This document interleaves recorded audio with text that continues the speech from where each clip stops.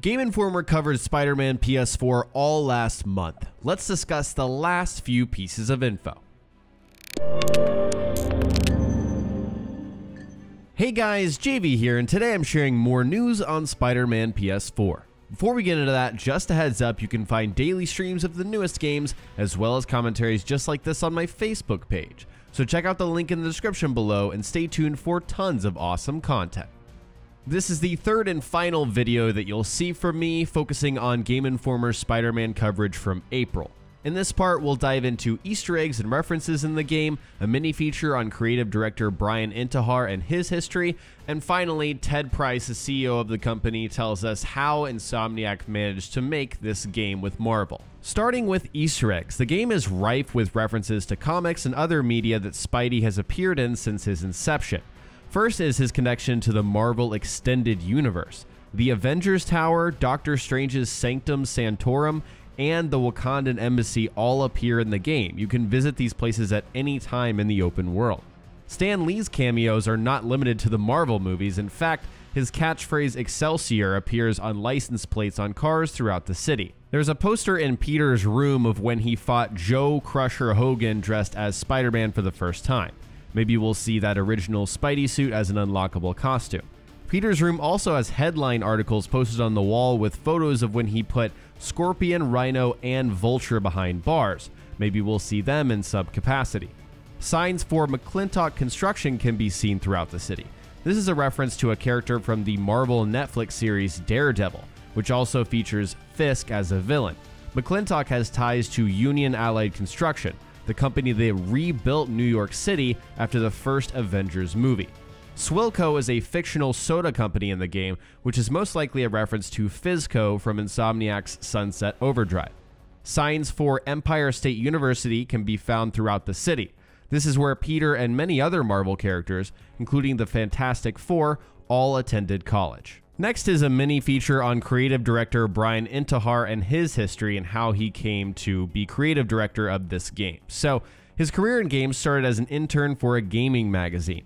He went to E3 in 2000, the year 2000, to produce interviews for the publication.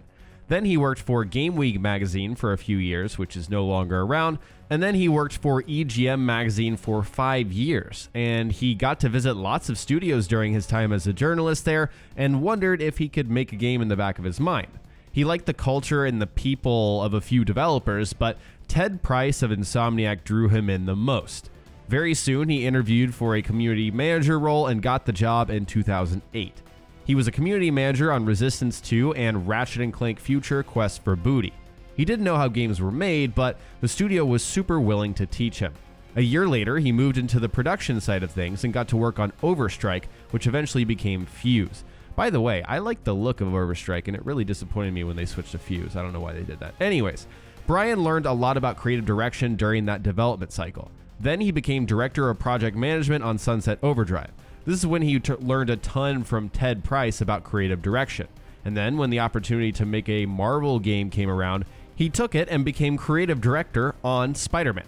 Now we're looking at an interview with Insomniac CEO Ted Price, who I've met, by the way. I visited Insomniac back in 2016, and I was so nervous I couldn't just say, "Hi Ted, I'm Jackson." Like, it scared me. But anyways, very cool guy.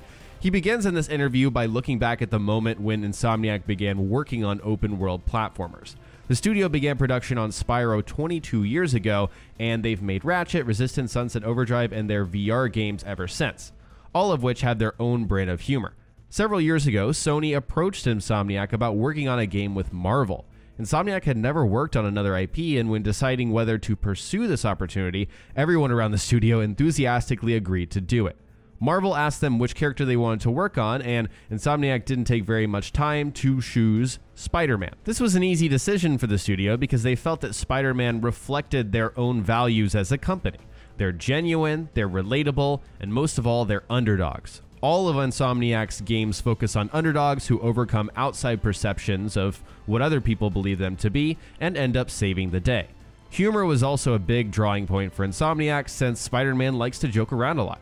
Spider-Man has been the largest game they've built so far, and it's taking what they know and building upon it. The game integrates a lot of Insomniac's DNA. filling the world with authentic activities, making a fun open world and funny experience, but still making it unique to the studio.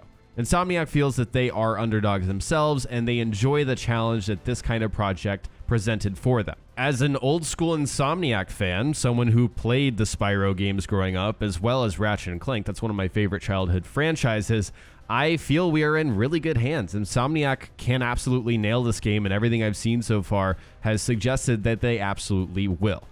Alright guys, that's it for today's video and for this Spider-Man info series here on my channel. In the comment section below, tell me what excites you the most about this game. Share your thoughts in the comment section below.